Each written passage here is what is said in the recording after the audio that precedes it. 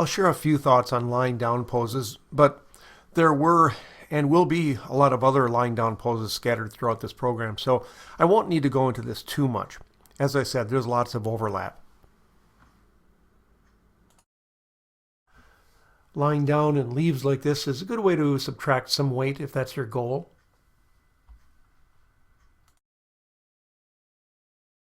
Stomach down is a good way to flatter most subjects. And this photograph is good, but I'm just a teensy bit too far to my left. We don't want to be below her, as in down by her hips. If anything, other than perpendicular, it's better to be closer to her head than her hips. Remember, whatever's closest to the camera will appear larger. So better her face than her hips or her feet.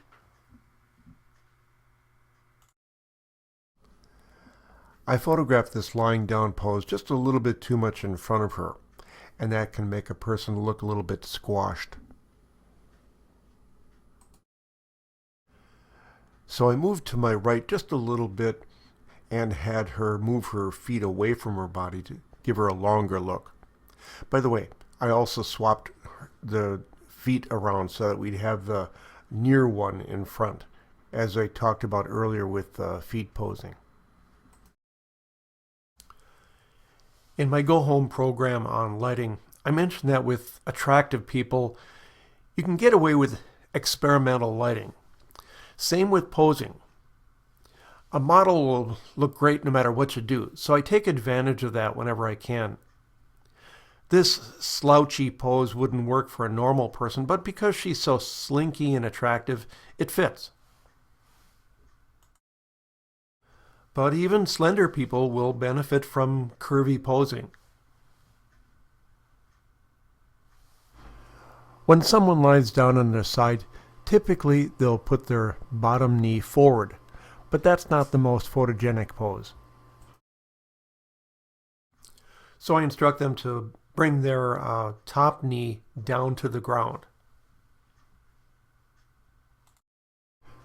When they put that bottom knee forward when they're lying down sideways, it tends to widen that part of the body. I think this type of pose is very flattering for people and works very well to create curves. 2 is twice as much as 1, right?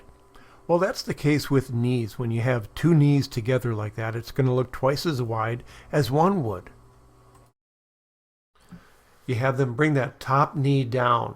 It's slimming and more safe. Now we'll turn our attention to poses on their backs. This one I cropped in fairly tight at the waist. And this is the reason. I just didn't want to see anything beyond that. This was done on a city street. Or lying on their backs works well if you want to do some kind of a hair thing like this. And the same girl with a full-length pose. And I had her put her knee up because I think people feel more comfortable that way, less vulnerable, and especially with a short skirt. I know that some people aren't comfortable with having a guy take his shirt off, but I have no problem with it. And he works on a farm in the summer, so he works on his tan and works on his muscles, so he's proud to show that off. And maybe if you're not comfortable with the other one, you might be a little more comfortable with this one. By the way, I was as high as I could get on the ladder because I'm still kind of below his waist, shooting up. And it would have been better had I been able to get higher, but I just couldn't. And just a goofy pose on his back. This is my older son, who was always a clown, so I used a super wide-angle fisheye lens.